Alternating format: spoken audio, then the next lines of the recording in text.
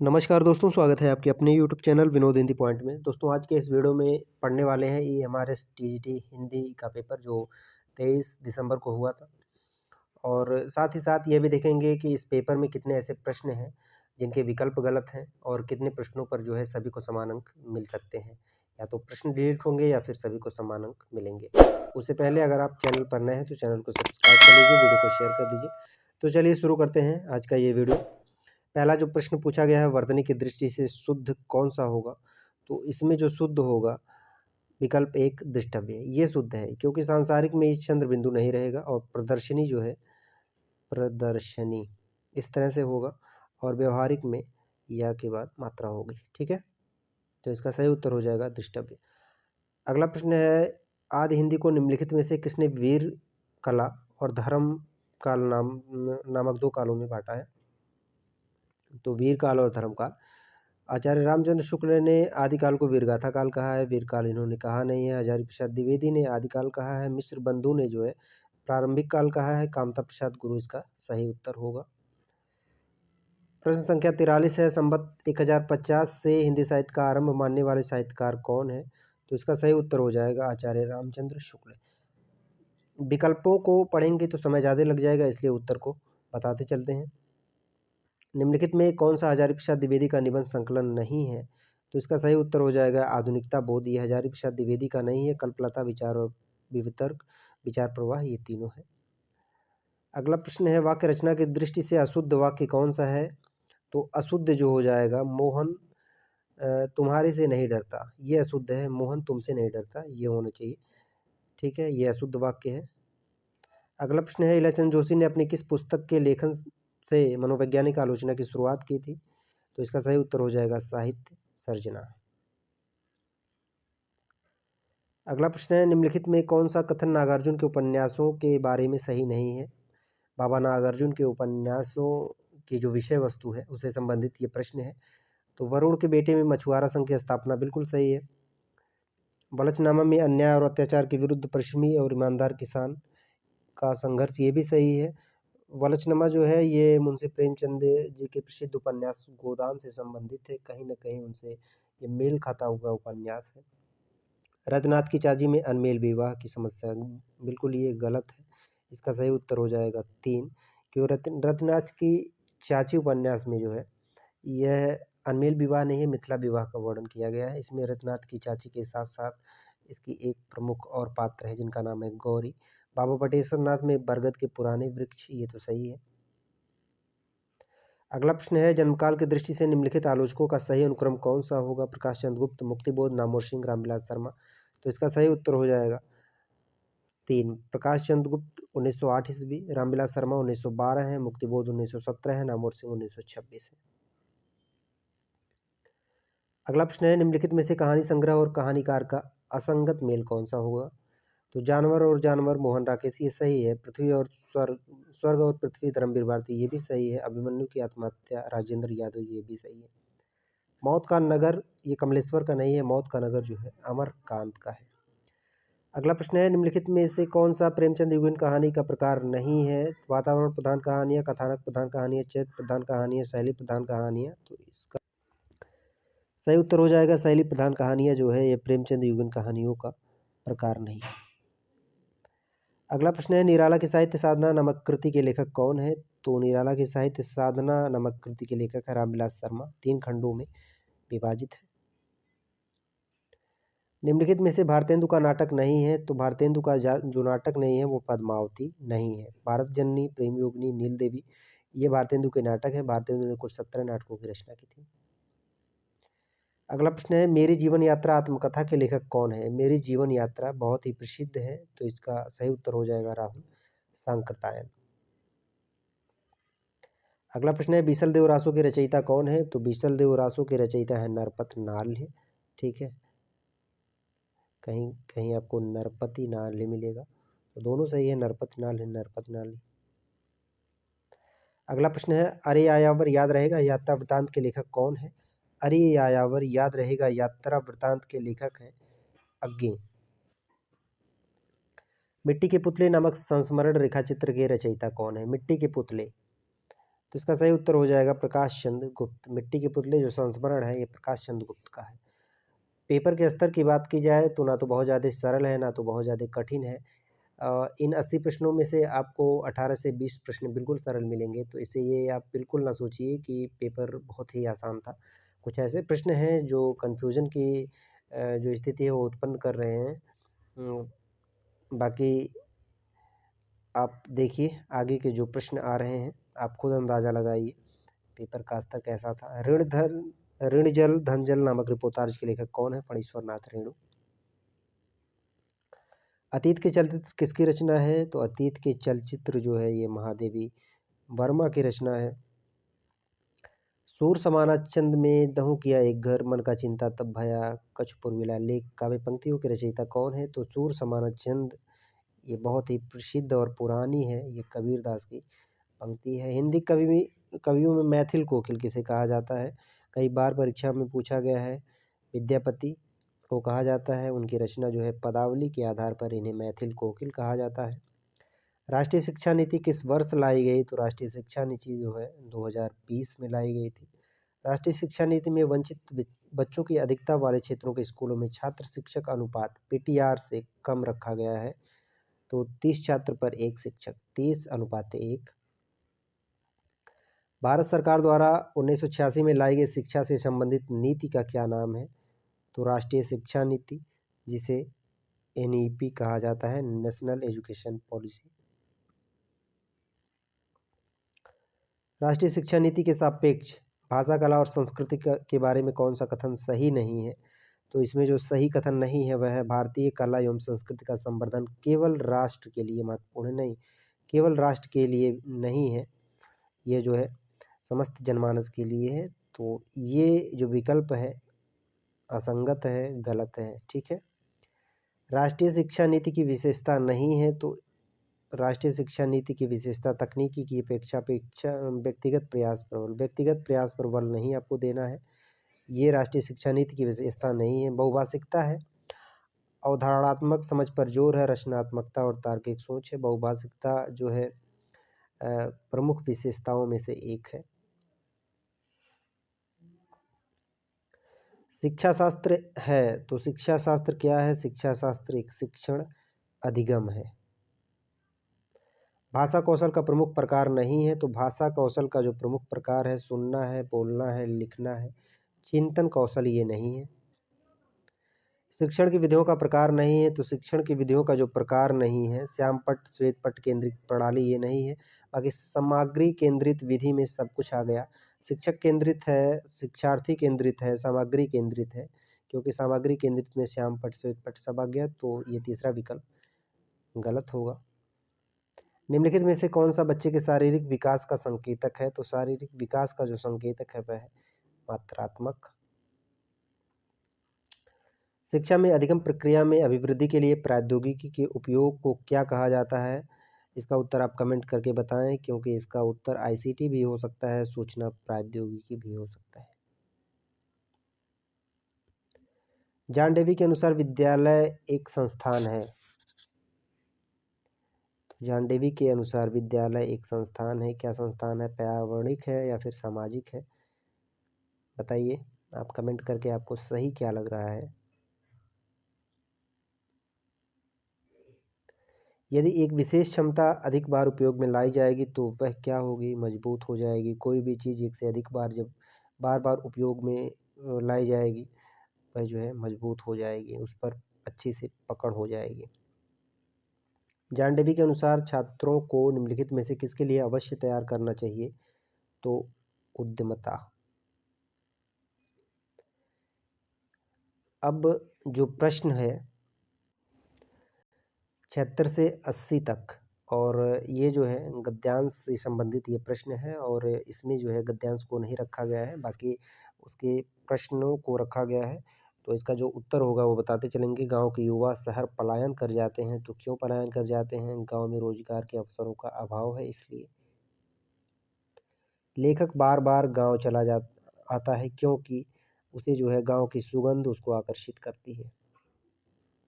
लेखक को सुख चैन मिलता है, तो लेखक को सुख चैन मिलता है आत्मीय जनों के सुख दुख में शामिल होकर के लेखक को सुख चैन मिलता है। लेखक क्या सोचता है? तो लेखक सोचता है गाँव की प्रगति, विकास और संपन्नता में उसका क्या योगदान है। पढ़ा लिखा होने के बावजूद भी वह गाँव की प्रगति, विकास और संपन्नता में अपना कुछ योगदान नहीं कर पाता है, यही लेखक सोचता है। आधुनिकता और ग्रामीण अर्थतंत्र के परिवर्तन से मानसिकता और पारंपरिक आचार व्यवहार प्रभावित हुए हैं। 76 से 80 तक आपका गद्यांश से संबंधित प्रश्न था। अगला प्रश्न है, निम्नलिखित में स्वर संधि वाला शब्द कौन सा है? स्वर संधि वाला जो शब्द है, भानुदय। निम्नलिखित में से किसमें तत्पुरुष समास है? इस प्रश्न को या तो आयोग डिलीट करेगा या फिर सबको समान अंक दिया जाएगा। देखिए, पूछा गया है तत्पुरुष समास नहीं है किसमें, तो इसमें कामकाज की बात की जाए तो कामकाज में द्वंद्व समास है।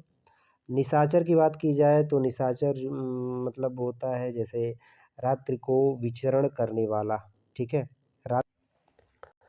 अब रात्रि को विचरण करने वाला अर्थात राक्षस, तो यहाँ जो है इसके दो विकल्प सही हो रहे हैं, एक कामकाज, दूसरा जो है निशाचर। आगे देखते हैं आयोग जो है किसको सही मानता है। अब इसमें निशाचर में बहुब्रीहि समास बन रहा है, ठीक है, क्योंकि इसमें जो है कोई तीसरा पद प्रधान हो रहा है, ठीक है, कोई तीसरा पद प्रधान हो रहा है, तो इसलिए यहाँ बहुब्रीहि समास बन रहा है और कामकाज में जो है द्वंद्व समास बन रहा है। बाकी देशाटन और ग्रामवास इन दोनों में तत्पुरुष समास है। देखिए आयोग इसका कौन सा उत्तर सही मानता है। निम्नलिखित में कौन सा विकल्प सही नहीं है? इस प्रश्न में भी थोड़ी सी शंका है, क्योंकि कम जानने वाले को अल्पज्ञ कहते हैं, ये बिल्कुल सही है। कीर्तिमान पुरुष यशस्वी, ये भी सही है। कम बोलने वाला मितभाषी भी होता है, अल्पभाषी भी होता है। कम अक्ल वाला मूर्ख, यहाँ दो देखिए, अल्पभाषी भी सही है, मितभाषी भी सही है। बाकी देखिए आयोग इसका उत्तर क्या मानता है। अगला है, निम्नलिखित में कौन सा विलोमार्थी शब्द असंगत है? तो कौन सा ऐसा विलोम है असंगत है? स्वतंत्र, प्रतंत्र, ये सही है। आदान का प्रदान होता है, संप्रदान नहीं होता है। योग्य, अयोग्य, विश्वास, अविश्वास।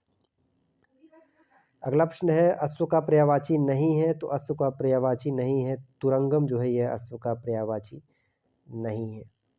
निम्नलिखित शब्दों में तत्सम शब्द नहीं है, तो तत्सम शब्द नहीं है। इस प्रश्न पर भी जो है देखिए, इस प्रश्न के लिए सभी को समान अंक देना चाहिए, या तो ये प्रश्न डिलीट होगा।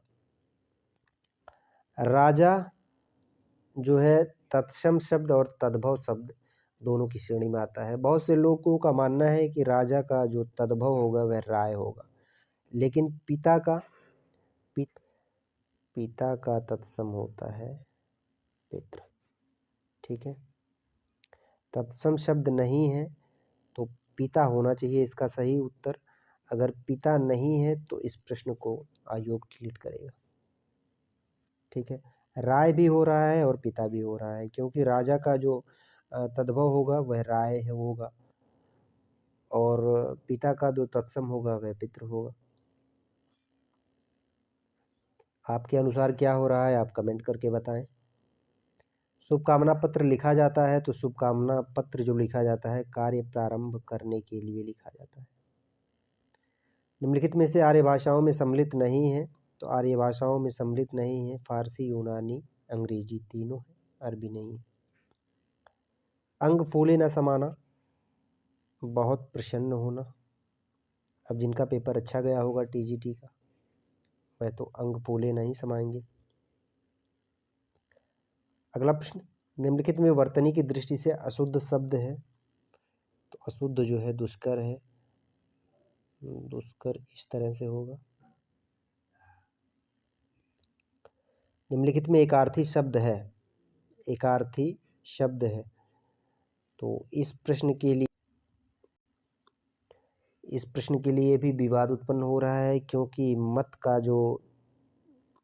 मत एकार्थी नहीं अनेकार्थी है, क्योंकि मत का राय भी है विचार भी है, सोच भी है और मत मतलब वोट भी होता है जो मतदान करते हैं। मित्र की बात की जाए तो मित्र शौर्य और दोस्त प्रिय ये तीनों हैं। दक्षिण की बात की जाए तो दक्षिण दाहिना, दिशा, सरल। पद की बात की जाए तो पद में शब्द है, पैर है, स्थान है, भाग है। तो इन सभी के जो है अनेकार्थी शब्द बनते हैं, तो एकार्थी शब्द नहीं है। बाकी देखिए आयोग क्या सही मानता है। उपसर्ग के आधार पर असंगत शब्द युग्म कौन सा है? तो असंगत जो है प्रत्यय की दृष्टि से निम्नलिखित शब्दों में असंगत युग्म कौन सा है? गर्मी। आधार पर असंगत शब्द युग्म कौन सा है? तो इसका सही उत्तर हो जाएगा घंटा घंटी। यहाँ वर्तनी में देखा जाए तो पंडित का पंडितनी लिखा है, जबकि पंडितायन होना चाहिए। बाकी देखिए आयोग क्या मानता है, इसका सही उत्तर।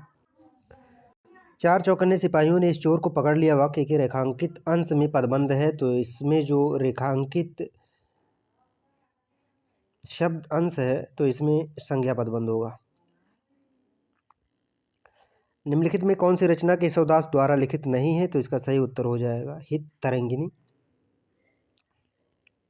जाके प्रिय न राम वैदेही तुलसी ने किस रचना में कहा है? तो इसका सही उत्तर है विनय पत्रिका। कई बार परीक्षा में पूछा गया है। जाके प्रिय न राम वैदेही। गोस्वामी के प्रादुर्भाव को हिंदी काव्य के क्षेत्र में चमत्कार समझना चाहिए, आचार्य रामचंद्र शुक्ल का ये कथन है। निम्नलिखित में अष्टचाप के कवियों में शामिल नहीं है, तो अष्टचाप के कवियों में शामिल नहीं है नंददास, इसका माफ कीजिए धर्मदास, इसका सही उत्तर है। निम्नलिखित में देव की रचना नहीं है, तो देव की रचना नहीं है रसराज, ये मतिराम की रचना है। माला फेरत जुग भया गया न मन का फेर, कर का मन का डार के मन का फेर, इसमें कौन सा अलंकार है? तो इसका यमक अलंकार है। अंधा युग नाटक के रचयिता कौन है? तो अंधा युग नाटक बहुत ही प्रसिद्ध है, महत्वपूर्ण है, धर्मवीर भारती। संस्कृत के 4 अध्याय नामक पुस्तक के लेखक कौन है? रामधारी सिंह दिनकर। पश्चिमी हिंदी की बोली नहीं है, तो पश्चिमी हिंदी की जो बोली नहीं है वह बघेली। बघेली जो है यह पूर्वी हिंदी की है, और पूर्वी हिंदी में बघेली है, छत्तीसगढ़ी है, अवधी है। निम्नलिखित में अज्ञेय का निबंध संकलन नहीं है, तो अज्ञेय का जो निबंध संकलन नहीं है साहित्य और संस्कृति, ये नहीं है।